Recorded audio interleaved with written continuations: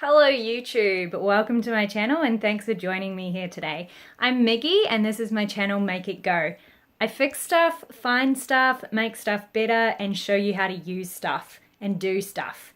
If there's anything that you want me to do, let me know and I'll try my best to get a video up for you. I'm going to be trying and posting content about once a week, starting today, and we'll see how that goes. Today we're going to be working on replacing flat batteries in car key fobs. So I've got a Mitsubishi car key to look at and I've also got a Suzuki car key to look at.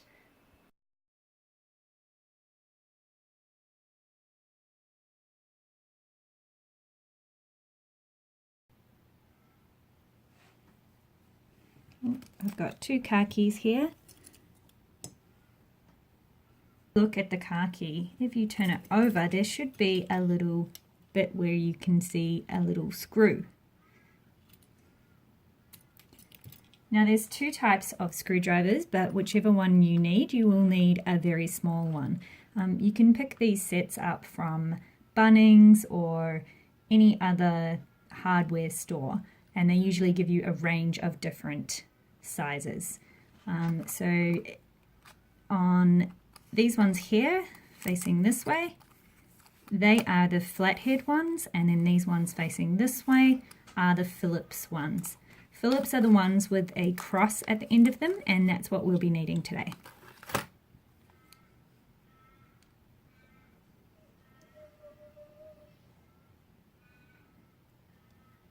So as you can see, this one needs a Phillips head. So I'm going to go ahead and select a size.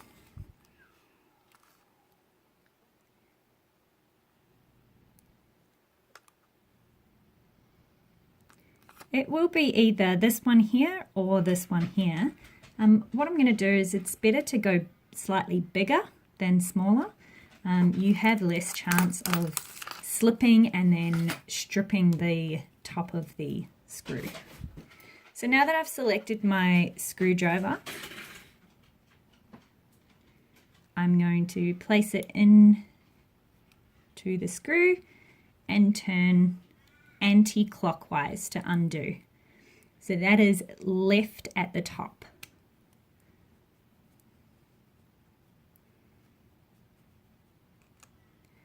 And the screw just comes out. There we go. So it's a very, very small screw. Just put it there. It's a very, very small screw, as you can see. And because of that, make sure you don't lose it. I'm going to do the same, that's for the Mitsubishi. I'm going to do the same over here on the Suzuki key. So anti-clockwise to undo, which is left at the top. The screw just pops out. There we go. That screw is actually a little bit bigger. Now, the first time that I did this, it was actually quite tricky because the screw would not come undone. If you come across that, there is a way to get around that. What you would do is leave the screw in there. Just make sure you've had a good go at doing it, but be careful not to stuff up the top of the screw. So if you can see at the top, as you can see at the top of the screw, there's a little cross. You want to make sure that when you put the screwdriver in there, if you slip too much and it keeps slipping, what happens is that cross gets slightly deformed. You don't want that to happen because it's very tricky to go forward from there. So if you've got the situation where the screw just is stuck and you cannot get it out, what I suggest you do is just move on to this next step. So take a flathead screwdriver, so from here, I'm just going to choose the biggest one here. I would actually recommend using a bigger one again, but this is the one I've got on hand. Taking your key, there'll be a line around the edge. That is where the plastic casing comes apart. Look at this one. So the Suzuki key is a little bit different. It doesn't come apart in the middle here. It actually comes apart where the black bit meets the grey bit. So what you want to do is very carefully, I'll show you on this one, very carefully place the screwdriver into this dent and try and maneuver it slightly. At some point, because the screw will be stuck there, it's best to start at the opposite end of where the screw is.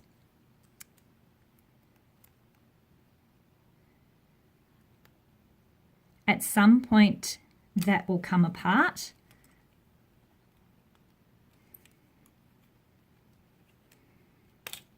Like that. Now make sure that you are using something you've got a cloth down or something like that, because there are small parts inside and you don't want to lose them. So this is the Suzuki. Now in doing that, you may actually damage the plastic part. So if you can see here, that's what happened last time. You can see there's a little bit of a few breaks. That's unfortunate, and you do want to try and avoid that as much as possible, but you should still be okay with that. Now with this Mitsubishi one, when I was talking about the small parts, there's this particularly important part here. Now this one has actually come undone. It's just glued in there. It looks like a small piece of plastic. This is incredibly important. This is called a transponder. In modern cars, what happens is the key needs the ignition barrel needs a key to start it, but it also needs the transponder that is coded to that particular vehicle. If you lose this, you will be able to get into your car, but you will not be able to start your car. So it's very, very important that if you open your car key and there is a transponder in there, that you make sure it is still in there when you put the car key back together. Okay, so once you have removed the backs of the keys, made sure that if there's a transponder, it's still there. Then you can take your flathead screwdriver, and there's actually a notch. This is the Suzuki key. There's a notch here, so you just want to gently pry out the battery pack. Again, make sure that if there's any loose parts, you don't lose them. So here is the battery pack for the Suzuki. I'll just put that there. And then you want to do the same for the Mitsubishi. Just one thing here, if you were unable to get that screw out and you did have to break it, now would be a good time to see if you can get it out from there. So there's actually a little notch. You can probably put your finger in there or a screwdriver. Now with the Mitsubishi, as soon as you take the battery pack out, the buttons may pop out. So they should actually be one piece. But as you can see with this, mine has broken. That's okay as long as you don't lose them. So they just go in there. Like so, with a gap for the light. The battery pack, there's 3 lights on it. And there's actually the information here on what battery is used. So it says battery 3V CR1616. So that is a 3-volt battery, and the code is CR1616. All right, so getting into the battery pack, you want to take your screwdriver, your flathead screwdriver again. And if you can have a look at the Suzuki one, there's actually a little notch here that you want to just, again, put your screwdriver in and gently lever or twist. This is one of those occasions where it's actually better to have a bigger screwdriver. It's actually really tight. what I'm actually going to do is I'm going to go and get a bigger screwdriver so I can. Alright, so I have a bigger flathead screwdriver here, and I'm going to just put it into the Suzuki battery pack. And what I'm doing is twisting, and that's opening that up. There we go.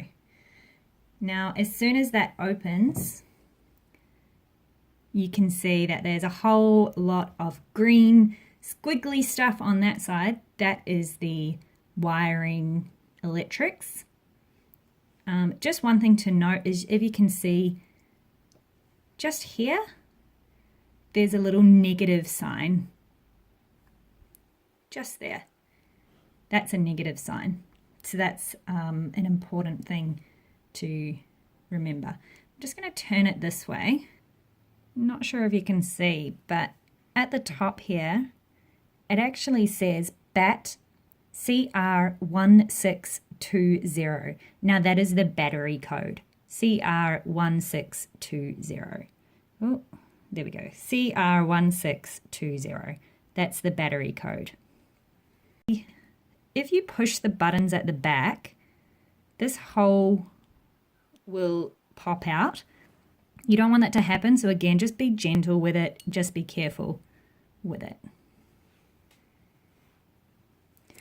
On this side of the Suzuki, you can see the battery here. So I'm just going to pop that out. Again, I can't really get it out, so I'm just going to, there we go, use the flathead screwdriver. Now on the battery itself, it should have the code, which it does. So this says CR1620, 3 volts, Energizer, positive, made in Indonesia. So that's the back of the battery. It tells you that this side of the battery is positive, which means that this side is negative. So each side of the battery has a positive or a negative. All of the information is there on the battery to tell us what we need. So I'm just going to place that up here, and I'm going to look at the Mitsubishi one. So again, getting a flathead screwdriver to open the battery pack. There's actually a notch here. If you look at it like that, there is a notch right here, which is a good place to put your screwdriver into. Again, if I open it up, on one side there is all the green squiggly stuff. If you look, you can see the negative sign there.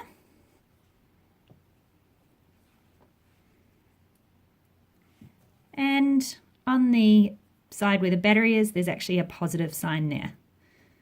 So I'm going to pop that out.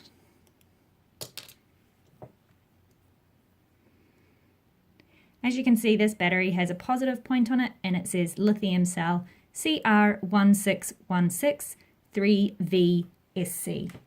Now, I actually changed this battery the other day. So this one here is the flat battery, but it's good to see the comparison. So both of those batteries have a positive sign on them. They have 3V, which stands for 3 volts, and they also have CR1616. So taking this flat battery out, I was able to have all of the information I needed to go and purchase this battery.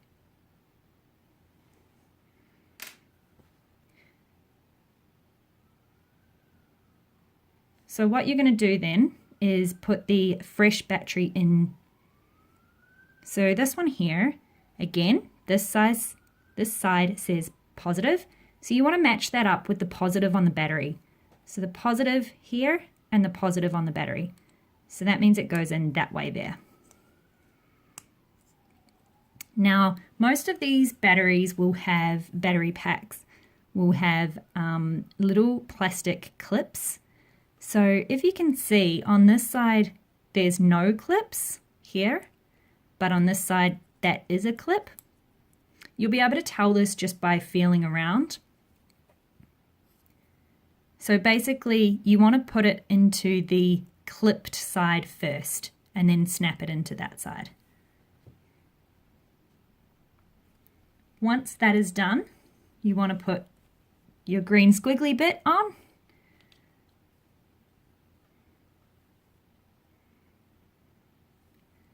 So you just want to snap them together. Make sure it's correctly adhered all the way around. Now you want to test that this new battery works. So if you can see that light, and everything's all good. To be honest, I don't actually know what this little light here does. I just pushed in, it didn't do anything. So let's just ignore that for now. Now you want to put it back in here. Now that we know that everything's working. So again, make sure that your little buttons are correctly placed. Place the battery pack in, snap it in, make sure it's all good. Now just holding it there, turn it over and again just double check that everything's working. Alright, so making sure that you still have this transponder, it's incredibly important and your car will not start if you lose it. Put it back that way. So making sure that the screw's not in there when you do that step. Everything's all good. Yep, still works. And then once you've made sure that this is all snapped in nicely, you want to put the screw in. Oh.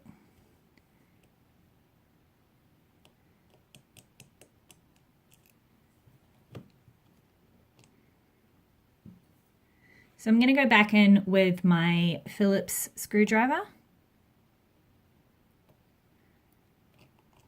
Now to do the screw up, you want to go, well, it's quite fiddly. To do the screw up, to tighten it, you want to go clockwise. So that is right at the top.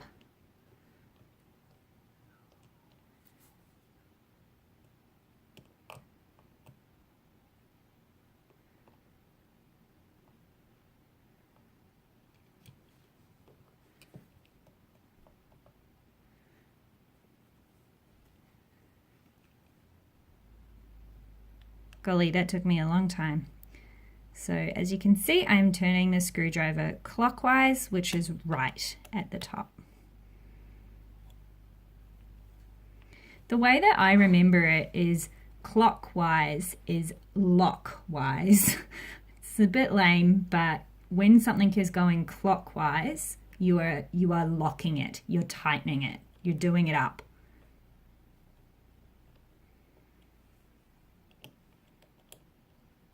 Another way, sometimes people say lefty loosey, righty tighty.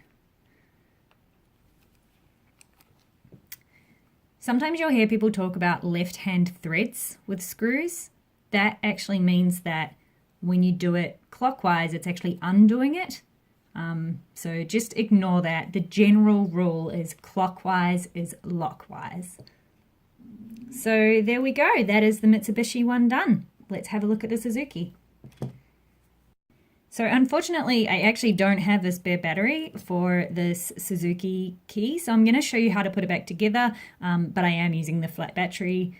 I will have to go down to Bunnings. I actually think you may be able to buy these at the supermarket these days. You can definitely get them from eBay, which is where I got the ones for the Mitsubishi. But you can get them, you might even be able to get them at a service station, supermarket, definitely Bunnings, Super Cheap Auto, Repco, any vehicle store should have them. And just make sure you go in and you're asking for the CR1620 or whatever it is that is written either in your car key area in the battery pack, CR1620, or you can, another way to check it is to see what's written on the battery that you pull out. There we go. So again, every battery has a positive side and a negative side. This side here is positive, as you can see. If we get in focus, there we go, the positive there, which means that this side is negative. This here tells me that it wants me to put negative down. So that's what I'm going to do. Actually, sorry, scrap that. That says that it wants negative on that side, which is great. But if we put it there, it just sort of rolls around. So you want to put it on this side here. If you can see, just in there, there's actually a positive sign there. So you want to put the positive side down. Positive side down into the tab and then snap it in at the top. There we go. Now, the last thing to do is to put this together. So you just want to line it up and then snap it in. Cool, there we go. Put it back in your key.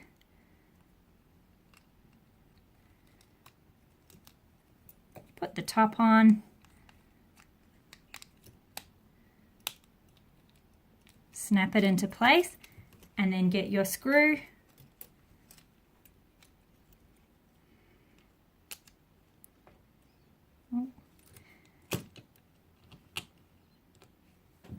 Your Phillips screwdriver.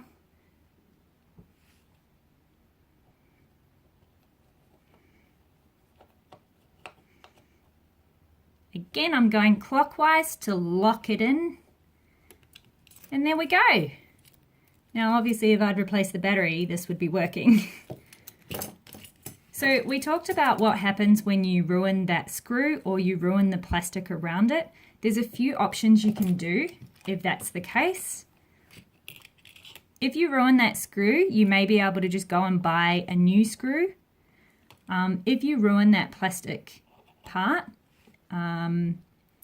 there's two options. The first option is you can go and order a new case, a new plastic case that should come with a screw and the black plastic part. The second option is to just get some tape and tape it up. Not sure if that's what you want to do. To be honest, that's what I would do. I'd get some insulation tape and tape it up. But especially with eBay and things like that, you can actually get spare covers at quite an affordable price. So again, that's what we did today. We changed the batteries in a Mitsubishi and a Suzuki key. We learnt about two different types of screwdrivers, flathead screwdriver and the Phillips screwdriver.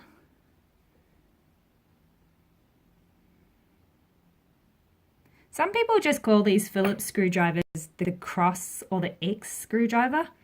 So it's just the one that's not flat. That's what you can say. And we also learned when you're doing up screws, it's lefty loosey, righty tighty, or clockwise is lockwise. So that's it. I hope you enjoyed the video and you learned something new. Leave a comment down below if you have any questions or if you have any ideas for any future videos that you want me to do.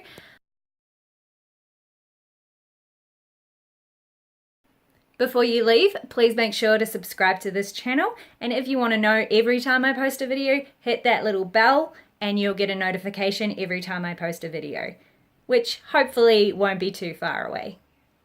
Go ahead and like this video if you enjoyed it, if you found it useful, and definitely leave a comment if you didn't. Maybe you can give me some pointers on what else you want to see on our channel.